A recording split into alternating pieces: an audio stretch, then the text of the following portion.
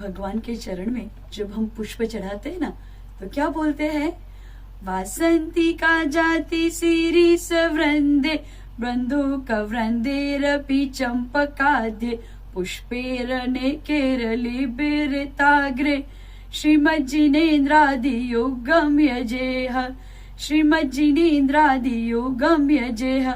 ओम ह्रीं सुमन सुखप्रदाय पुष्पवृष्टिं करोमि स्वाहा। संसार महादुख सागर में प्रभु गोते खाते आया हूँ, काम भाव विनाशन को यह पुष्प की वृष्टि करता हूँ। यह पुष्प की वृष्टि करके मैं चरणों में अर्घ्य चढ़ाता हूँ। चरणों में अर्घ्य चढ़ा करके मैं उत्तम गति को पाता हूँ।